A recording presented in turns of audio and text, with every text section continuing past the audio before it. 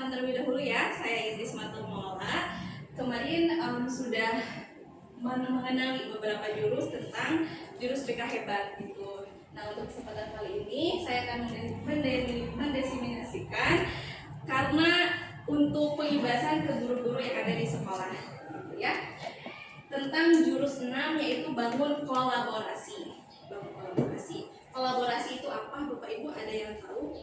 Bekerja sama. Kerja sama yang sinergis. Kerja samanya yang sinergis ya. Iya dong. Oke, untuk menumbuhkan kolaborasi. Oke. Berarti masih fokus ya, Bapak Ibu. Masih fokus ya. Oke. Atau mau dilatih kefokusannya lagi atau enggak? Atau mata buis ya? Kita latih fokus terlebih dahulu ya. Oke. Kalau misalnya saya bilang tepuk 1, Bapak Ibu semua, berarti berapa kali tepuknya? 1 kali ya. Tepuk 1. Kalau tepuk 2, 2 kali. Kalau misalnya saya tidak menyebutkan kata tepuk, berarti jangan bertepuk ya. Oke. Boleh dimulai? Boleh. Oke, mulai ya. Tepuk 1, tepuk 2, tepuk 3, tepuk 1, tepuk 2, 4. Yeay.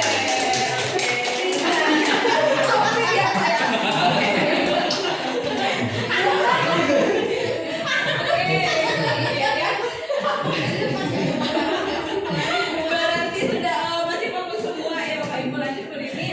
Sebelum kita mengenali untuk konsep tentang bangun kolaborasi, di sini kita akan bermain peran terlebih dahulu ya Bapak Ibu. Akan simulasi kolaborasi. Jadi ini kan ada 10 orang ya, dibagi menjadi 2 tim. Satu timnya terdiri dari 5 orang. Oke, mau dipilih sendiri atau gimana? Dipilih. Langsung aja boleh. Berhitung boleh dari Bu Elsa. 2. Nah, berarti yang dapat 1 berarti gabung dengan yang 1, 2 dengan yang 2. Nanti saya akan bagikan 1 kartu peran ya untuk Bapak Ibu semua, tetapi nanti Ibu Bapak jangan ngasih tahu karakter dari peran yang Bapak Ibu sudah dapatkan. Ya. Tapi perannya mah boleh dikasih tahu sebagai apa? Belum. Kalau dipraktekin di karakternya ada perannya boleh. Loh. Salah ini ada langsung dibagikan aja. Ya. Ini ada boleh dibuka. Itu yang kebalikannya Bu Lina. Ya Allah. Cocok. Oke, sudah dapat perannya semua? Oke. Nah, kalau sudah per timnya mengambil 1 kartu kasus. Bebas. Siapa yang mau ambil? Ini kartu kasus. Bapak leader ambil Bapak leader. Oke. Bisa. Boleh dilihat kartu kasusnya sama semua timnya masing-masing. Nah, kalau misalnya sudah dilihat, diskusikan untuk pemecahan masalahnya sesuai dengan peran yang Bapak Ibu dapatkan. Jadi Dengan kasus ini. ya, dengan perannya ini. Ya, pakai perannya yang sudah didapatkan. Didiskusikan dengan masing-masing timnya, dikasih waktu 5 menit ya Bapak Ibu untuk pemecahan masalahnya. Ya. Iya, punya Sesuai dengan karakter, sesuai dengan peran Bapak Ibu semua. Iya. Nanti role play akan diperankan satu persatu. Oke, Bapak Ibu semua, saya kasih waktu 5 menit ya untuk memecahkan masalahnya. Iya. Dimulai dari sekarang waktunya.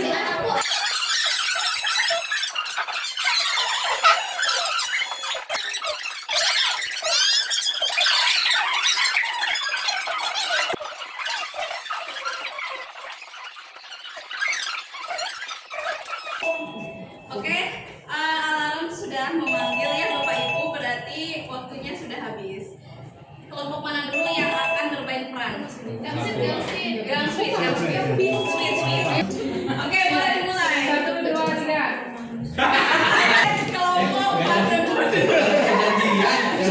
Sekarang Bapak Ibu akan bermain peran sesuai dengan perannya masing-masing. Kalau menurut saya ya, sebagai anak didik saya, gitu ya, ketika didik saya itu misal dan sering dia kayak sering mengikuti kerelawanan misalnya gitu ya. Terus dengan prestasi itu dia dengan prestasi yang sabar itu misalnya ya, dia tidak diapresiasi sama sekolah tuh kayak kasihan banget gitu ya, kasihan gitu. Karena apa? Setidaknya kan dengan dia aktif di lingkup luar selain di bidang akademiknya kan secara langsung dia membawa nama baik sekolah juga gitu ya. Menghadapi siswa depan sosial seperti itu mungkin memang harusnya kalau mudah diucapkan lebih bisa membagi waktu antara baik kegiatan yang sekolah maupun kegiatan yang di luar sekolah. Ya, ketika kita bisa membagi waktu, berarti kan prestasinya pun bisa didapat baik yang di dalam maupun yang di luar. Namun ketika hanya di luar saja, otomatis yang di dalamnya itu katakanlah di kegiatan KBM segala macamnya, berarti itu kan kurang mampu menguasai. Jadi untuk itu penting menurut saya membagi waktu. Menurut saya sih ya dari kasus yang tadi diceritakan ya itu kasih banget ya. Kan ini itu nanya salahnya. Iya mas ya. Jadi dari saya ya kayaknya gimana kalau kita adain semua kayak misalkan tadi katanya udah jelek di sana udah jadi gini. Kedisiplinan itu harus ditegakkan. Ya, jangan sampai ketika seseorang anak dia melakukan satu kegiatan di luar sekolah, tapi dia mengabaikan proses pembelajaran. Gitu ya. Harus sesuai dengan aturan. Gitu. Gimana kehadiran di kelas itu harus ada. Tugas harus dipenuhi. Gitu ya. Jadi terapkan anak untuk tetap mematuhi aturan yang ada. Sebagai wali kelasnya saya merasa dia juga sudah diperhatikan. Kalau misalkan penghargaan dia di luar juga tetap menjadi prestasi yang bisa dibawa ke sekolah. Penghargaan juga harus ada, bisa membagi waktu dan itu dan segala. Tapi menurut saya yang terpenting itu tanamkan si anak itu untuk selalu taat aturan. Jadi jangan sampai ketika dia berprestasi tapi dia mengabaikan aturan juga. Bukan karena mengabaikan aturan tapi jadi dia memberikan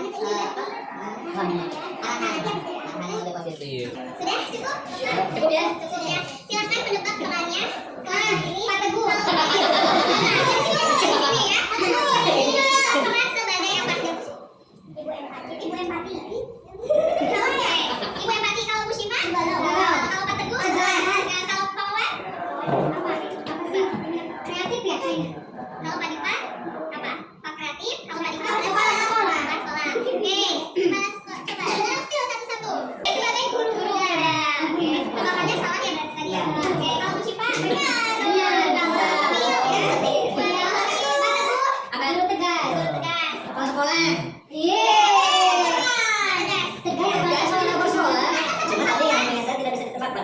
Guru senior. Oh ya, adil katakanlah menyeimbangkan antara yang kegiatan di luar dan di dalam. Jadi apa? Pengalaman. Tadi sebagai guru senior ya. Oke. Kalau Pak Dipa? Ayo tebak apa ini?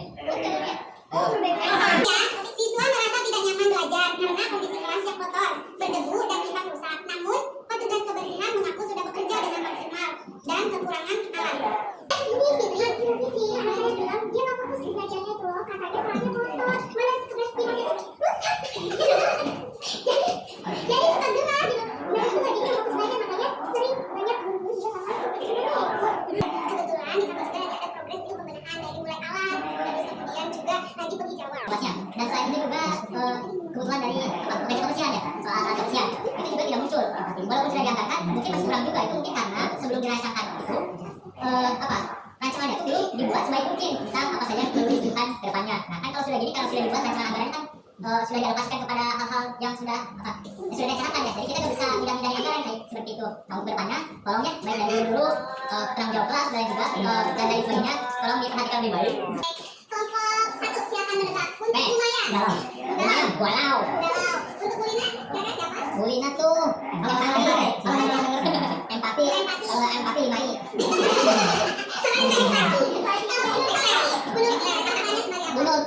Bu Nurpi itu apa sih? Kreatif. Betul sesuai dengan saya. Bu Elsa. Pengalaman. Bu Elsa guru pengalaman. Bisa. Bukan bijaknya, tapi kalau aku mau. Apa ya? Guru julid. Jujur.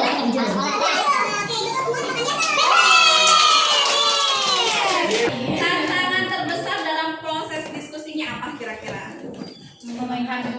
Menyamakan persepsi. Oke ya. Terus bagaimana ketika Bapak Ibu menghadapi dan menyelesaikan hambatan dalam diskusi dan kolaborasi? Menyelesaikannya gimana? Kira-kira caranya?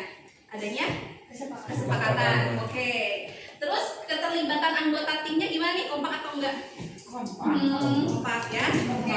Hasil diskusinya seperti apa? Apakah menghasilkan dengan sesuai harapan Bapak Ibu? Menghasilkan. Ada solusi ya, betul. Oke.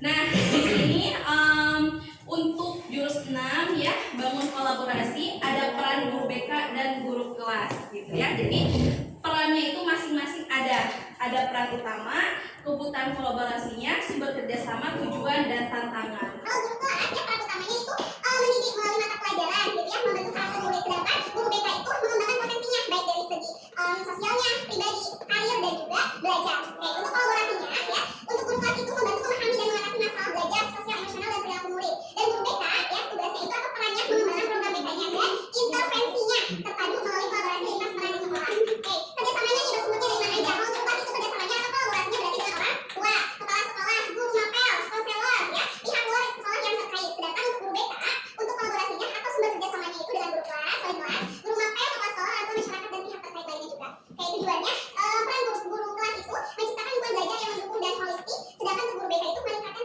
kesejahteraan secara pribadi, sosial, akademis dan karir. Jadi untuk guru BK itu terbagi ke dalam 4 bidang ya, sedangkan untuk guru kelas itu menciptakan lingkungan belajar yang mendukung dan holistik tujuannya itu. Oke, tantangannya ya, guru kelas itu berarti masalahnya sosial, emosional, perilaku yang mempengaruhi kemampuan belajar gitu ya. Kalau guru BK itu berarti sosial, emosional, karakter murid yang kompleks ya. Oke, bermacam-macam tantangannya. Nah, untuk kolaborasi tersebut gitu ya, ada beberapa tingkatan. Untuk guru guru kelas atau guru BK dibagi menjadi 3. Tier itu berarti kan tingkatan ya. Jadi ada nih, kalau misalnya anak ada masalah di tier 1 bersifat universal atau umum gitu ya, atau kebanyakan itu dihadapi oleh mayoritas murid ya, kebutuhan umum tanpa resiko tinggi. Contohnya seperti yang di layar ini. Jadi ketika ada anak kesulitan akademik ringan gitu ya, terus tidak kurang keterampilan sosial atau kesadaran emosionalnya, ketidakhadiran atau keterlambatannya ringan, berarti masuk ke tingkatan 1.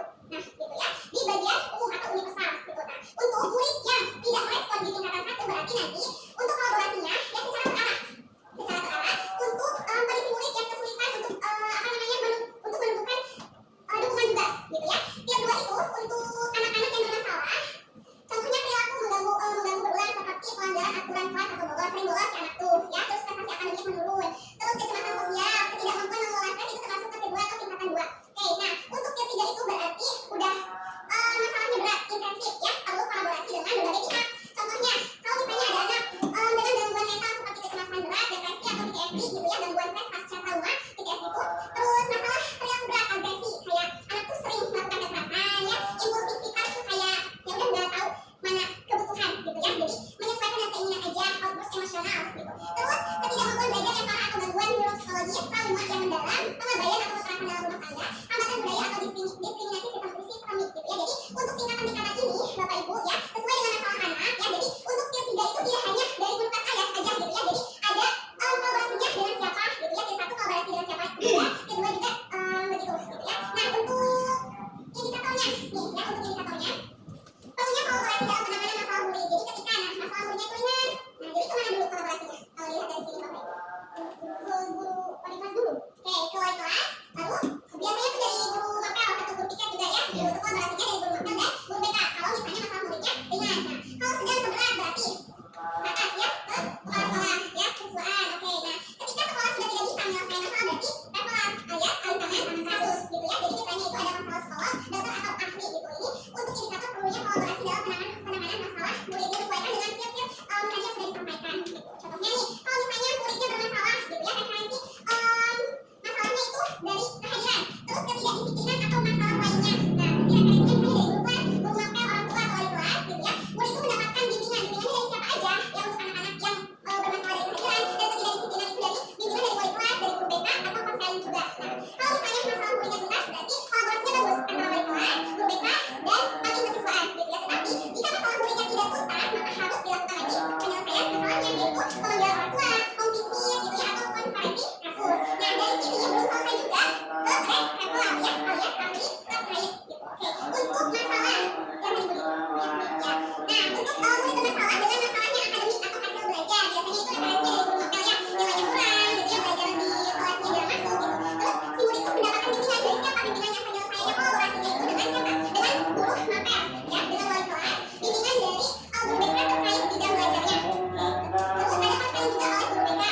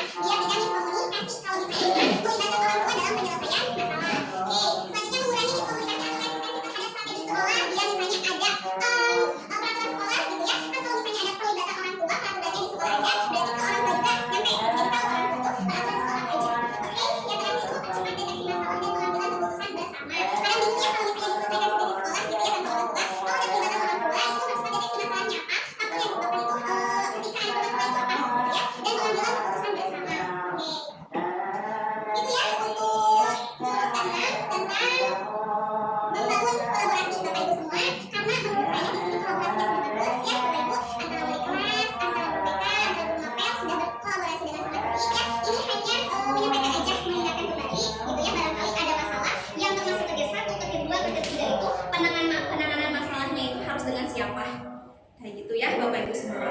Oke, nah untuk refleksinya ya, Bapak Ibu akan mengisi tentang langkah problem solvingnya untuk checklist langkah problem solving. Jadi di sini nanti Bapak Ibu menemukan satu masalah yang ada di sekolah, bebas masalah apa aja, diidentifikasi masalahnya, jadi konferensi kasusnya gimana, itu termasuk ketingkatan yang mana, nanti monitoringnya harus seperti apa, evaluasinya seperti apa, dan dokumentasinya berupa apa. Gitu ya Bapak Ibu, paham? Paham. Oke.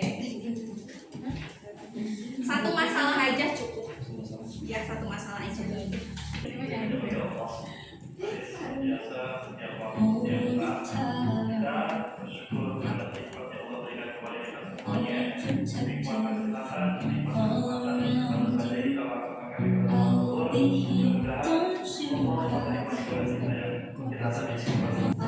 Oke, Bapak Ibu yang sudah, ada yang mau membacakan hasil checklist problem solvingnya? Dari laki-laki satu, perempuan satu deh. Nggak bisa bacanya. Oke, Pak Teguh silakan. Iya, bacakan. Saya, Ya. udah bahasanya ya. Ini saya tentang masalahnya itu, jadi murid yang kehadirannya buruk sering bolos karena murid tersebut merasa tidak nyaman di jurusannya. Si Eta, si Anu, si Eta tanu si Bager.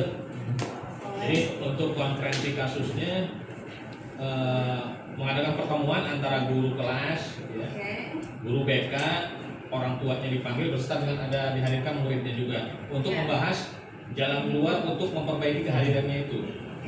Untuk penentuan tingkatnya, tiernya tuh tier 2 ya. Ya. Karena udah keseringan bolos ya Pak ya? Ya. Tidak ada perubahan dari tier 1. Nah kemudian untuk intervensi atau monitoringnya ada 3. Satu, pemanggilan pertemuan rutin dengan siswanya. Kemudian pemeriksaan kehadiran di sekolah setiap hari. Kemudian siswa harus melakukan wajib lapor di sekolah.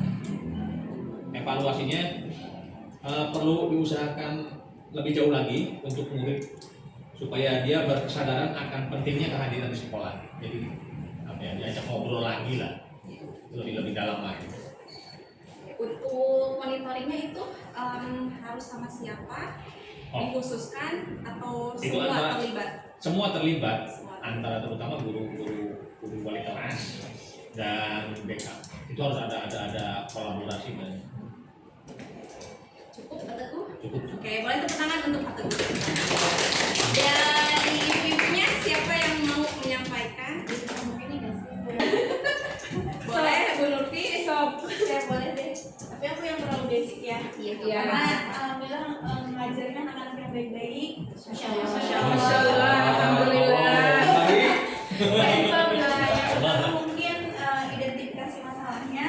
Yang pertama itu berkenaan dengan tidak ikut belajar di kelas, yang mana siswa itu jadi dari lingkup jurusannya itu ada satu geng tapi berpencar kelasnya. Tapi ketika pelajaran saya di kelas tersebut dua dari gamenya itu nggak ada di kelas. Jadi kan otomatis saya sedang mengabsen, ternyata dua itu nggak ada. Nah itu masalahnya.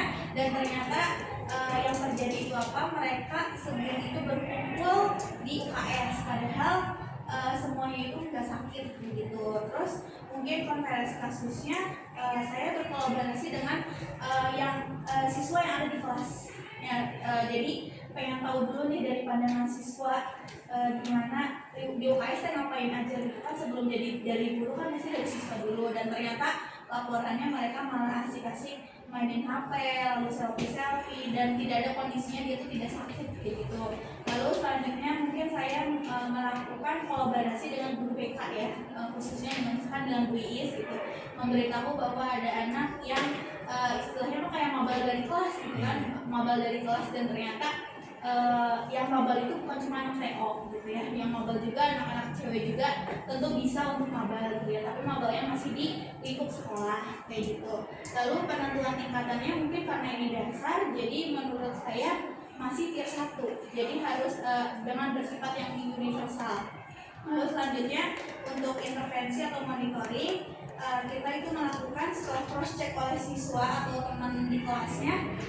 Saya sebagai gurunya atau guru mata pelajaran yang di situ mendatangkan langsung ke sana. Ternyata ketika mendatangkan ke sana, kita sebagai guru kan otomatis siswa itu takut ya kalau ada guru di alasannya si ini sakit, dan ternyata ketika di cross check ke setiap kelasnya ada semua gurunya gitu ya, dari kelas 1 sampai ke 4 itu ada gurunya semua, dan ternyata benar satu gen itu tidak masuk di dalam kelasnya gitu.